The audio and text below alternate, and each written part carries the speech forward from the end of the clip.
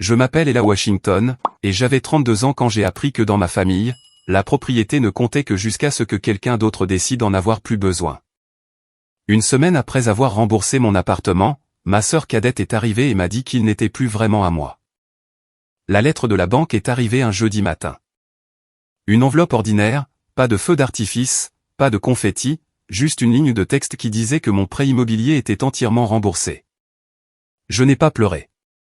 Je n'ai appelé personne.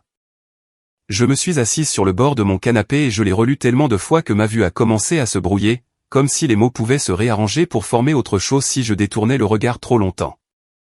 Je l'ai collé sur mon frigo avec un aimant stupide en forme de vache que j'avais depuis l'université. J'avais l'impression que c'était la plus grande victoire de ma vie, et en même temps, quelque chose en quoi je n'avais pas encore tout à fait confiance. Comme si je me détendais trop, quelqu'un allait me dire qu'il y avait eu une erreur. L'appartement n'était pas impressionnant.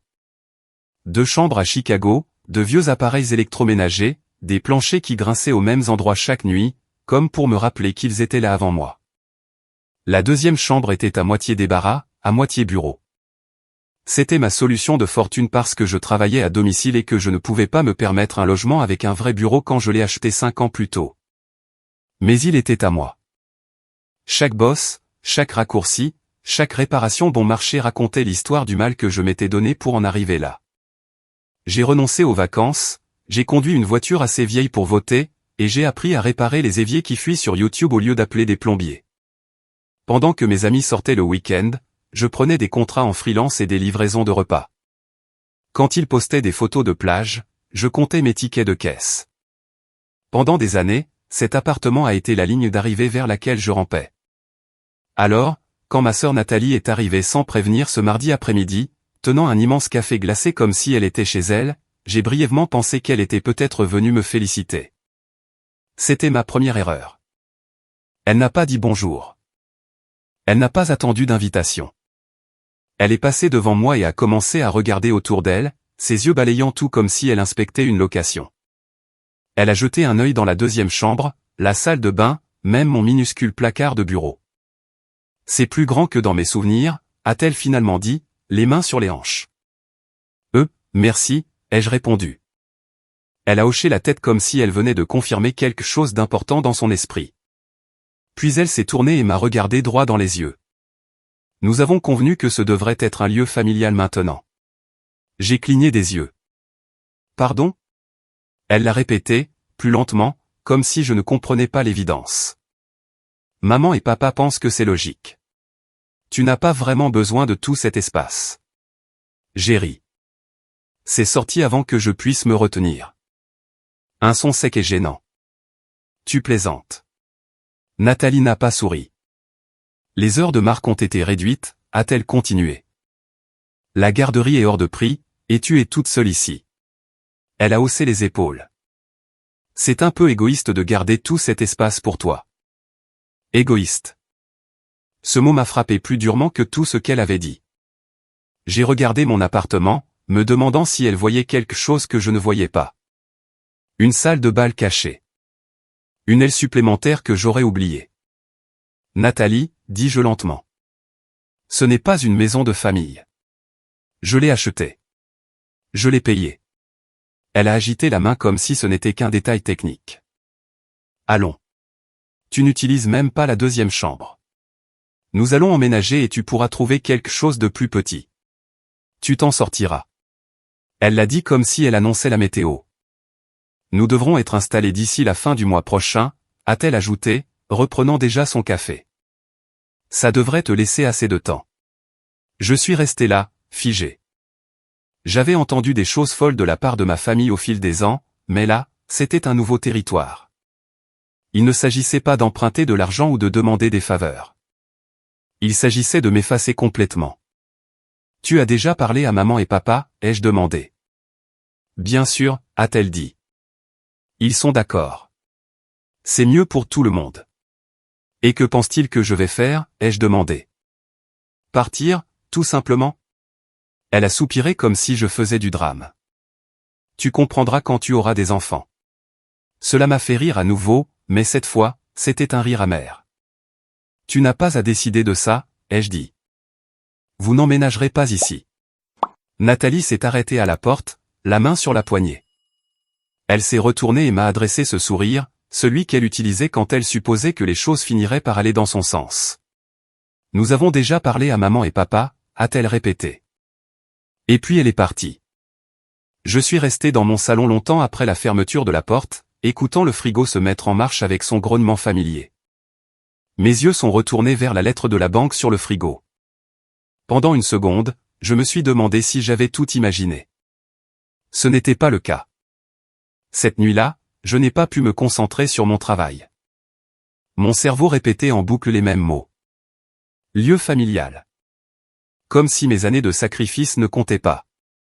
Comme si l'ADN leur donnait un droit de propriété sur ma vie. J'ai appelé mon petit ami Caleb et je lui ai tout raconté. Il a écouté en silence. N'a pas interrompu. N'a pas essayé d'arrondir les angles. Ce n'est pas normal, a-t-il finalement dit. Et là, ce n'est pas acceptable. J'avais passé toute ma vie à entendre dire que c'était normal. Nathalie avait 4 ans de moins, l'enfant chéri. Les professeurs l'adoraient. Les voisins la couvraient d'éloges. Quand elle oubliait ses devoirs, mes parents disaient qu'elle était surchargée. Quand j'obtenais un B au lieu d'un A, ils me demandaient ce que j'avais fait de mal. Je tondais les pelouses pendant qu'elle se concentrait sur ses études. Mes parents payaient ses colonies de vacances, ses leçons, sa robe de bal, tout en me disant que l'argent était rare quand ma voiture avait besoin de réparation. Quand elle est allée dans une université privée dont les frais de scolarité me nouaient l'estomac, mes parents ont cosigné ses prêts sans ciller. Je suis allé dans une université d'État avec des bourses et des emplois à temps partiel, travaillant tôt le matin et tard le soir juste pour rester à flot. Quand j'ai acheté l'appartement, Nathalie est passée une fois, la visiter en fronçant le nez.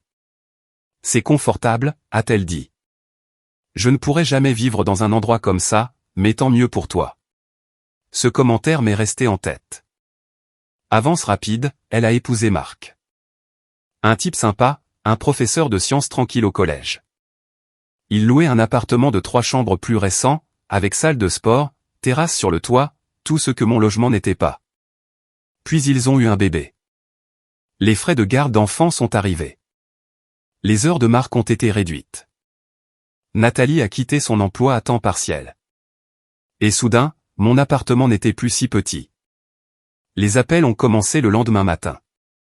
D'abord maman, sa voix douce masquant la déception. Puis papa, le même discours, un ton différent. La famille est de la famille. Tu as plus que ce dont tu as besoin. Pense au bébé. À l'heure du déjeuner, une tante éloignée m'a envoyé un texto comme si nous avions toujours été proches. Ce soir-là, assise sur mon canapé à regarder mon téléphone, j'ai réalisé que quelque chose avait changé. Il ne s'agissait pas de partage. Il s'agissait de contrôle. Et pour la première fois de ma vie, j'ai senti quelque chose durcir dans ma poitrine. Je n'étais plus une enfant. Je ne vivais plus sous leur toit. Je payais mes propres factures. Je possédais ma maison. Et je n'allais pas y renoncer.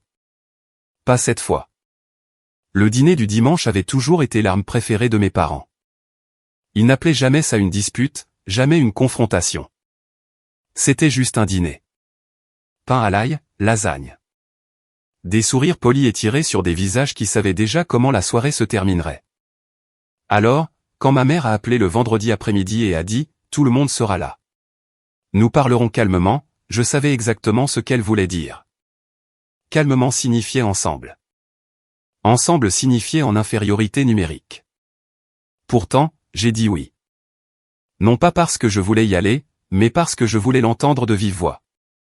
Je voulais savoir jusqu'où ils étaient prêts à aller. Au moment où dimanche est arrivé, mon téléphone n'avait pas cessé de vibrer depuis 2 jours. Nathalie envoyait de longs textos expliquant que c'était temporaire, sur les sacrifices familiaux, sur le fait que Marc avait fait une feuille de calcul pour que je puisse voir les chiffres. Mon père laissait des messages vocaux me rappelant de penser à la vue d'ensemble. Ma mère n'arrêtait pas de dire « Tu es tendu ». Le dimanche après-midi, mes nerfs étaient à vif. Caleb a proposé de venir avec moi. J'ai secoué la tête. Pas encore, ai-je dit. Je dois faire ça toute seule. La maison de mes parents était exactement la même que d'habitude. Le même papier peint qui s'écaillait dans le couloir, le même canapé qui s'affaissait au milieu parce que papa refusait de le remplacer. Entrer là-dedans, c'était comme remonter le temps. La table était déjà mise quand je suis arrivé. Nathalie et Marc étaient assis d'un côté, serrés l'un contre l'autre comme un front uni. La main de Nathalie reposait de manière possessive sur un épais dossier devant elle. Marc fixait la table comme s'il essayait d'en mémoriser les veines. Mes parents planaient dans la cuisine, échangeant des regards. « Salut », ai-je dit. Nathalie a souri vivement. Trop vivement. Timing parfait. On allait justement manger. La nourriture a à peine eu le temps de refroidir avant qu'elle ne commence. Nous n'avons besoin de l'appartement que pour 1 an, a-t-elle dit doucement, comme si elle m'offrait un cadeau. 1 an, ai-je répété. Eh bien, ça dépend, dit-elle rapidement. Une fois qu'on sera remis sur pied. Elle a fait glisser le dossier vers moi. Marc s'est éclairci la gorge. On a élaboré un plan. Budget, calendrier. Je l'ai ouvert. Des pages de chiffres, des graphiques, des colonnes nettes, un loyer indiqué à 0, les charges coupées nettement en 2. Pas de frais de copropriété, pas d'entretien, pas de réparation. Comme si l'endroit fonctionnait aux bonnes intentions. Vous couvririez les charges, ai-je demandé. Nathalie a hoché la tête. Évidemment, c'est tout. Maman s'est penchée en avant. Chérie, c'est temporaire. Pense au bébé. Elle a besoin de sa propre chambre. J'ai regardé Nathalie. Vous louez un 3 pièces en ce moment. C'est trop cher, a-t-elle dit sèchement. Alors prenez un logement plus petit. Son sourire s'est crispé. Pourquoi devrions-nous tout déraciner alors que tu as de l'espace inutilisé? J'ai senti ma mâchoire se serrer. Parce que c'est ma maison. Papa a posé sa fourchette comme s'il s'apprêtait à dispenser une sagesse venue du sommet d'une montagne. Il s'agit pour la famille de travailler ensemble. Tu as la place. Ils ont le besoin. C'est du bon sens. J'ai tapoté le dossier. Vous avez écrit ça comme si j'avais déjà accepté. Silence. Nathalie a finalement dit, nous pensions que tu serais raisonnable une fois que tu verrais les chiffres. J'ai tourné à la page du bail que j'avais imprimé plus tôt et glissé dans le dossier sans qu'elle le remarque. J'ai regardé votre bail, ai-je dit calmement. Nathalie s'est figée. Quoi? C'est public, ai-je dit. 3 mois de pénalité de loyer pour résiliation anticipée, n'est-ce pas? Marc s'est agité sur sa chaise. Le visage de Nathalie est devenu rouge. Ça ne te regarde pas, vous en faites mon affaire, ai-je répondu. Vous voulez emménager chez moi pour éviter de payer des pénalités sur le vôtre. Soyez honnête. Maman a froncé les sourcils. Est-ce que c'est vrai, a lâché Nathalie. On a juste besoin d'un nouveau départ. Alors sois honnête à ce sujet, ai-je dit. Ne prétends pas qu'il s'agit d'équité. Marc a finalement parlé, la voix basse. On essaie juste de trouver une solution qui fonctionne pour tout le monde. Pour tout le monde, ai-je fait l'écho. Ou pour vous? Il n'a pas répondu. La voix de Nathalie s'est élevée. Tu n'utilises même pas la 2e chambre. Elle est là à ne rien faire pendant que nous nous noyons. Et à qui la faute, ai-je demandé doucement. Elle a frappé la table de sa main. Nous sommes une famille. La famille respecte aussi les limites, ai-je dit. Tu n'as pas le droit de décider que ma maison n'est pas la mienne parce que vous avez fait de mauvais choix financiers. Papa a soupiré. Calmons-nous. Non, dis-je en me levant.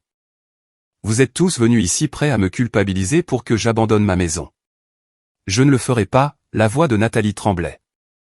Alors, tu préférerais nous voir à la rue? Vous n'êtes pas à la rue, ai-je dit. Vous avez un bail. Vous avez des options. Juste pas la mienne. J'ai attrapé ma veste. Merci pour le dîner, ai-je dit. Bonne chance avec le bail. Personne ne m'a arrêté. Le texto est arrivé avant que je ne rentre chez moi. Nathalie, on peut encore arranger ça. Maman, la famille passe avant tout. Papa, déçu. Je n'ai pas répondu. Une semaine s'est écoulée. Puis un soir, après le travail, j'ai remarqué des éraflures près de ma serrure. Elles étaient petites, faciles à manquer, mais j'habitais là depuis 5 ans. Je connaissais chaque marque sur cette porte. Mon estomac s'est noué. Le lendemain, j'ai fait installer un meilleur pen dormant et 2 caméras, une dans le couloir, une à l'intérieur. Pendant 2 nuits, rien ne s'est passé. La 3e nuit, mon téléphone a vibré à 2h37 du matin. Mouvement détecté. J'ai ouvert l'application. Nathalie se tenait devant ma porte, capuche relevée, un tournevis brillant dans sa main. Et à ce moment-là, j'ai su que ce n'était plus une question de famille. C'était une question de droit acquis, et ça allait mal tourner. Le son qui m'a réveillé n'était pas le téléphone lui-même. C'était la vibration qui secouait la table de nuit. Aiguë et urgente, comme quelque chose qui essayait de s'arracher à mon sommeil. J'ai plissé les yeux vers l'écran. Mouvement détecté à votre porte. Pendant une demi-seconde, mon cerveau a essayé de rationaliser. Un voisin. Quelqu'un d'ivre au mauvais étage. L'immeuble qui travaille. Puis j'ai ouvert le flux de la caméra. L'image était granuleuse et en noir et blanc, mais il n'y avait aucune erreur possible. Nathalie. La capuche baissée, les cheveux dépassant sur les côtés, les épaules voûtées comme si elle savait qu'elle ne devait pas être là. Dans sa main droite, quelque chose de métallique captait la lumière du couloir alors qu'elle le déplaçait vers ma serrure. Ma poitrine s'est serrée si vite que j'ai eu l'impression que l'air avait été aspiré de la pièce. J'ai appuyé sur enregistrer. Mes mains tremblaient, mais mes mouvements semblaient étrangement calmes, comme si mon corps était passé dans un autre mode. J'ai glissé hors du lit, je suis resté baissé et j'ai composé le 911. Il y a quelqu'un qui essaie de s'introduire dans mon appartement, ai-je murmuré lorsque l'opérateur a répondu. J'ai une vidéo. Elle m'a demandé mon adresse, m'a dit de rester à l'intérieur, m'a dit que des agents étaient proches. Sur l'écran, Nathalie travaillait la serrure comme si elle l'avait déjà fait, comme si elle s'attendait à ce qu'elle cède, comme si elle pensait que je n'étais pas à la maison. Les lumières du couloir se sont allumées automatiquement. Elle s'est figée juste une seconde. Elle a regardé par-dessus son épaule. Puis elle est retournée à la serrure. J'ai senti quelque chose se briser en moi. Pas de la colère, pas de la peur, exactement. Quelque chose de plus froid. La dernière parcelle de déni qui se mettait en place. Ce n'était pas du désespoir. C'était un sentiment de droit acquis. Des pas sont apparus sur le flux de la caméra. 2 policiers se déplaçant rapidement dans le couloir. Nathalie ne les a pas vus jusqu'à ce qu'ils soient presque sur elle. Madame, reculez de la porte. Elle a sursauté, s'est retournée, bégayant immédiatement. J'ai oublié mes clés. C'est chez ma sœur. Je suis resté derrière la porte jusqu'à ce que l'un des policiers frappe et s'identifie. Quand j'ai ouvert, j'ai eu l'impression que mes jambes allaient lâcher. J'ai brandi mon téléphone, toujours en train d'enregistrer. C'est elle, ai-je dit. C'est ma sœur, et ça, c'est un tournevis. Le policier a regardé l'enregistrement. Le visage de Nathalie s'est vidé de sa couleur. Ils lui ont demandé une pièce d'identité. Elle a essayé d'en rire. C'est un malentendu. Je n'ai rien dit. Je n'en avais pas besoin. Ils l'ont menotté juste là, dans le couloir. Je n'étais pas suffisante. Je n'étais pas soulagé. Je me sentais juste épuisé. Comme si mon corps avait 10 pas de retard sur mon cerveau. Un policier est resté avec moi pour prendre ma déposition. L'autre a emmené Nathalie dans le couloir, ses poignets rouges contre les menottes en métal.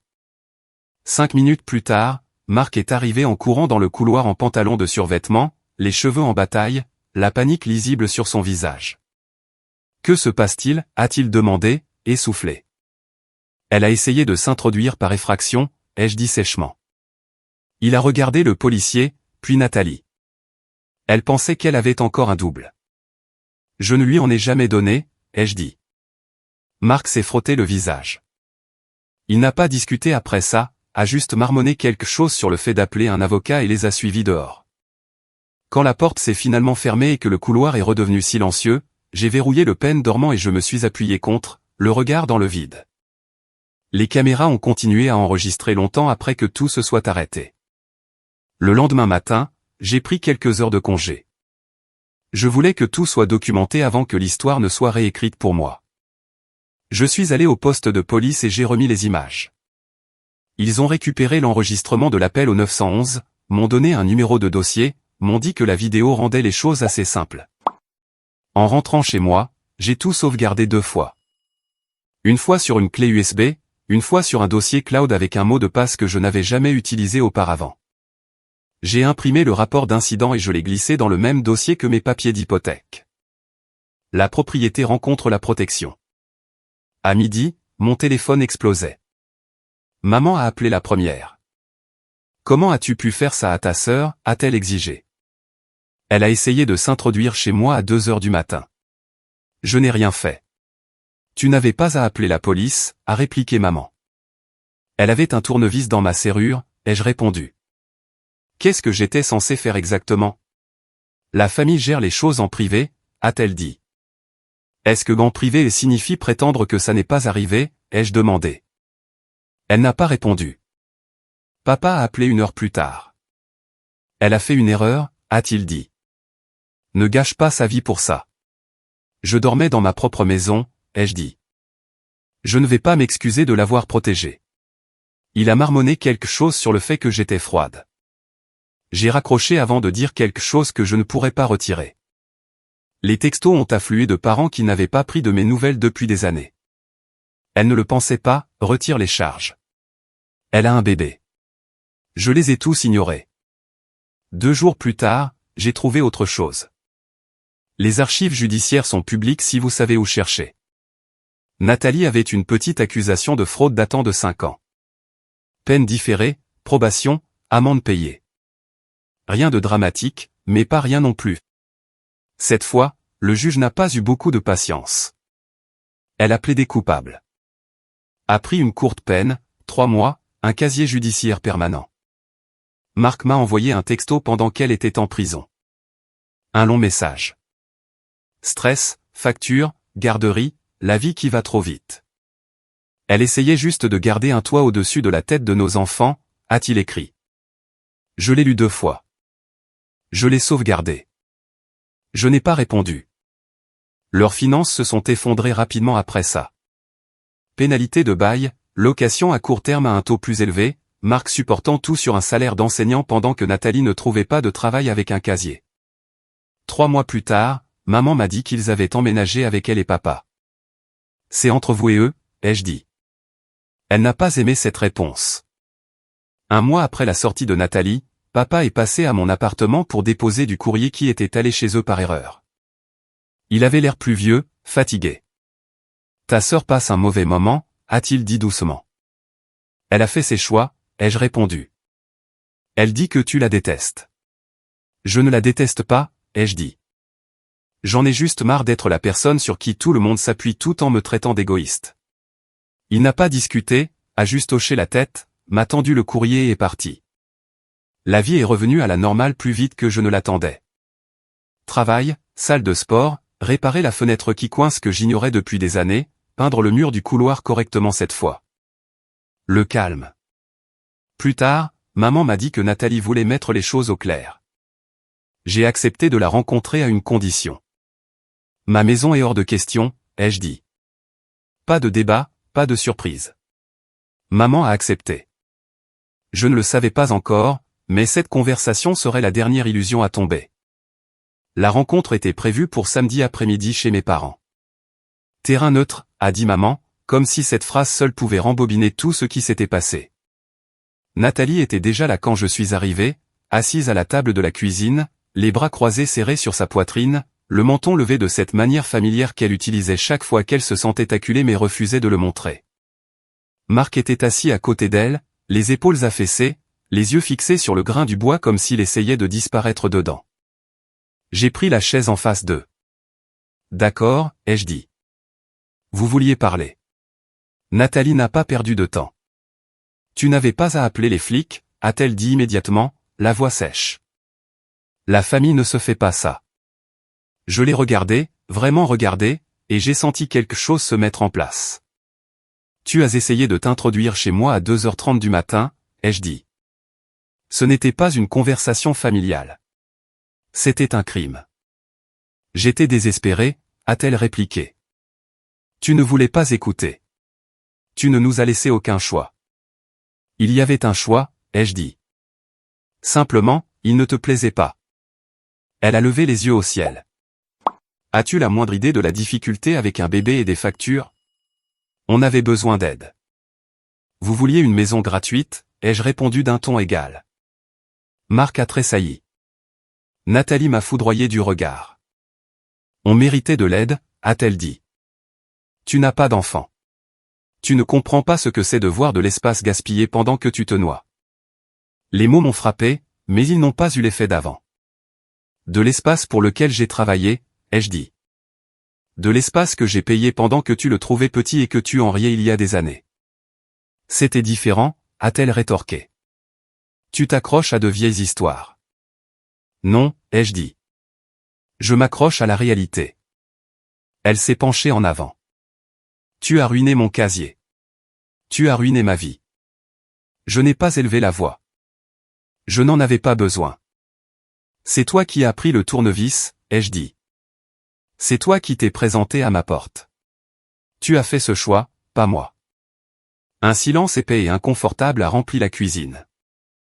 Marc a finalement parlé, la voix basse. Elle veut juste dire que ça n'avait pas à aller aussi loin. C'est allé exactement aussi loin qu'elle l'a poussé, ai-je dit. Je ne porterai pas ça pour elle. Les mains de Nathalie se sont crispées en poing sur la table. Un jour, a-t-elle dit, les yeux perçants. Tu auras besoin d'aide. Ne t'attends pas à ce que nous soyons là. Je me suis levé. Bien, ai-je dit. Comme ça, tout est clair. Elle a cligné des yeux comme si elle ne s'attendait pas à cette réponse. J'espère que vous vous en sortirez, ai-je ajouté. Mais ma maison est interdite pour toujours. Pas de débat, pas de visite surprise. Puis je suis sorti. Maman a essayé encore quelques fois après ça de réunir tout le monde. Dîner de famille, vacances, conversation neutre. Je lui ai dit la même chose à chaque fois. Si ma maison est mentionnée ne serait-ce qu'une fois, je pars. Finalement, elle a arrêté de demander. La vie est devenue calme. Pas solitaire, calme. Je me suis installé dans une routine qui m'appartenait pour la première fois. Travail le matin, salle de sport le soir, week-end passé à réparer les choses que j'avais reportées pendant des années. J'ai remplacé la fenêtre qui coinçait, j'ai peint le mur du couloir correctement au lieu de le rafistoler, j'ai acheté des plantes bon marché pour le rebord de la fenêtre et, d'une manière ou d'une autre, je les ai gardées en vie. J'ai changé ma chaise de bureau, j'ai monté une vraie étagère dans le placard du bureau au lieu d'empiler des boîtes, je me suis débarrassé du vieux canapé que je gardais par habitude et j'en ai acheté un qui ne s'affaissait pas au milieu. De petites choses, des choses ordinaires. Par le biais de la rumeur familiale, j'ai appris que Nathalie avait trouvé un travail à temps partiel dans une garderie. Marc prenait des heures de tutorat supplémentaires. Ils ont finalement trouvé une petite location plus ancienne, plus loin de la ville, moins chère. La leur. Je ne les ai pas contactés. Non par colère, mais par finalité. 1 an plus tard, mon appartement était plus beau que jamais. De la peinture fraîche sur tous les murs, de nouvelles serrures sur les 2 portes, la planche de plancher qui grinçait près de la chambre enfin réparée après des années à me promettre que je m'en occuperais. Parfois, je rentrais du travail, je verrouillais le pen dormant et je restais là 1 seconde, à écouter le silence. Pas de visite surprise, pas de culpabilisation, pas d'appel téléphonique me disant que j'étais égoïste. Le silence n'était pas vide. Il était constant. Je m'asseyais sur mon canapé avec la télévision éteinte, les plantes captant la lumière de l'après-midi, et je sentais le poids de l'année écoulée se lever enfin de mes épaules. Pas de victoire, pas de vengeance, juste des limites qui restaient là où je les avais placées. Et la paix. Une paix réelle, à l'intérieur d'une maison qui était la mienne de toutes les manières qui comptaient.